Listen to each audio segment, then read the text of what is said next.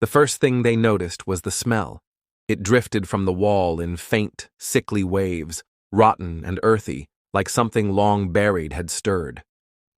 At first, the crew thought it was just old plaster and insulation. The building was nearly 2 centuries old, after all. It had seen generations come and go, survived the Civil War, the Great Depression, and a dozen harsh Pennsylvania winters. Maybe a raccoon had crawled into the walls and died. That wouldn't have been unusual in a place this old. But when they pried open the paneling, they didn't find a raccoon. They found bones. Human bones. The workers froze, their tools still in hand, staring at what looked like the curled remains of a person sealed within the wall, like a dark secret. It wasn't fresh. The skeleton was old, dusty, brittle, yet somehow still intact, like a corpse that had waited patiently to be found. The face, what was left of it, seemed to gaze outward from its plaster tomb. This was no accident, and it wasn't recent. It was 2011 in Lansford, Pennsylvania, a small coal town where everyone seemed to know everyone else's business. But no one could explain this. No one had ever mentioned a missing person, let alone a hidden body entombed in a wall for decades. Police were called. Crime scene tape was strung across the building. Forensics teams stepped in. But there was no ID, no clothing, no personal effects. Just a skeleton in a wall.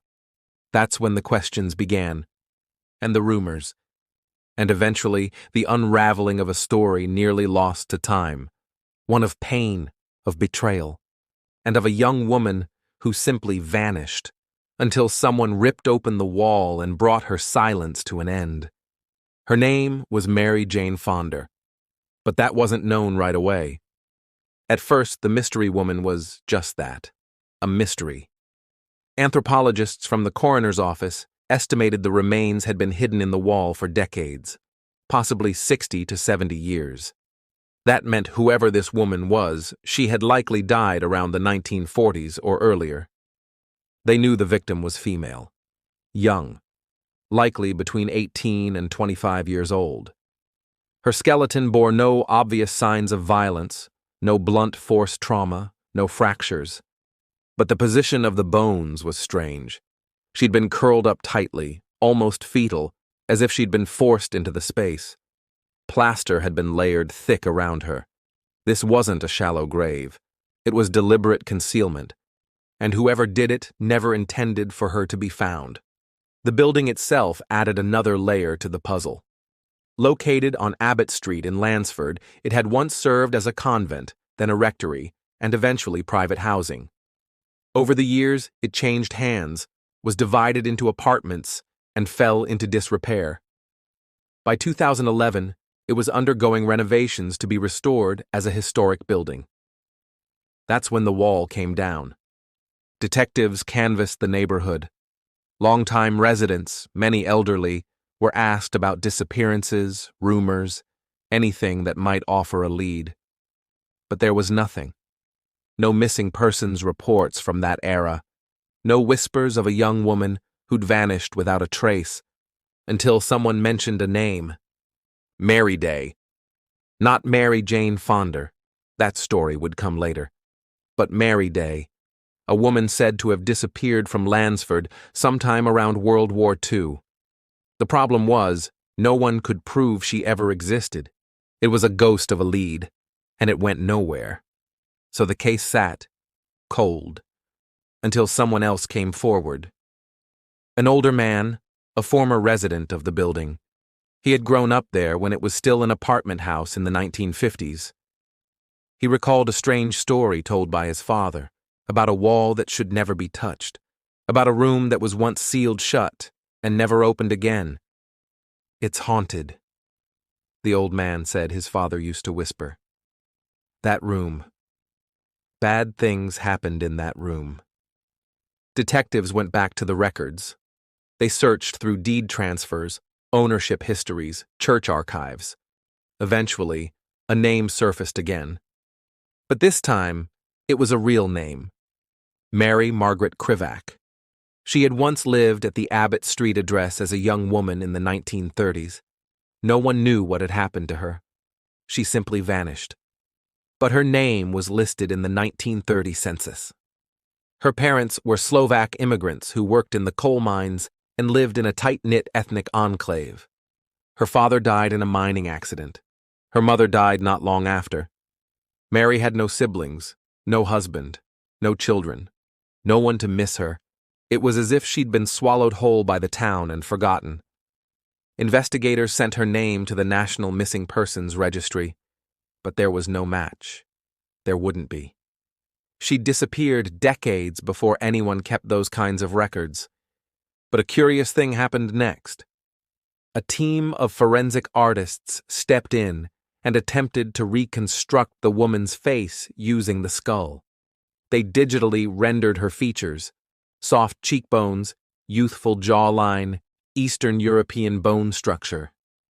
When the image was released to the local media, a woman in her 90s called the tip line. She remembered her. "I think that's Mary," she said. Mary Krivak. She'd been sweet, quiet, always wore a red ribbon in her hair. And then one day, she was just gone. The old woman said everyone assumed she'd run off with a boy, maybe moved to the city. But she had always found it strange that no one ever wrote. No postcards, no wedding announcements, nothing. Mary was gone, and the house, well, that house had always felt off. Forensic genealogy took over. DNA from the skeleton was extracted and compared to distant family members still living in the area. Weeks passed, then months. The match came back. The skeleton in the wall was Mary Margaret Krivak. She had died sometime between 1938 and 1941. Now they had a name, but not a cause of death, not a killer, and not a motive. Her bones were mute. They offered no screams, no bruises, no confessions, only silence. Detectives interviewed every living person who had once lived at the house or had ties to the Krivak family. A picture slowly emerged. Mary was said to have been deeply religious. She helped clean at the local rectory. There were whispers that she'd caught the eye of a much older man, possibly a priest. One woman, the daughter of a former tenant, claimed her mother used to say, "That poor girl, she knew too much." But that was hearsay. And after 70 years, hearsay is dust. There were other theories. Some believed Mary had fallen pregnant, out of wedlock, and had been hidden away to avoid scandal. Others believed she had been killed, not by a stranger, but by someone she trusted. Someone who knew how to make her disappear without question. Perhaps it was a family member, perhaps a priest, perhaps someone who believed silence was salvation. We'll never know. Her death certificate lists the cause as undetermined. Her case officially remains open, but her remains were finally buried, properly this time. Mary was laid to rest in a small Catholic cemetery on the outskirts of Lansford. Her grave is marked by a modest stone. It reads simply, Mary M. Krivak, 1919 മുതൽ സുമാർ വരെ 1940, found 2011. Gone, but not forgotten. The town came out for the burial, dozens of strangers, men and women who never knew her in life but felt compelled to witness her return. Some brought flowers, some just stood quietly, hands folded. And in the silence, you could almost feel her presence. Not vengeful, not angry, just free. For over 70 years, she had been trapped in the walls. Now, she was finally outside them, and Lansford would never forget her again. Thank you for listening to The Lantern's Tale. Subscribe for more true stories, if you dare.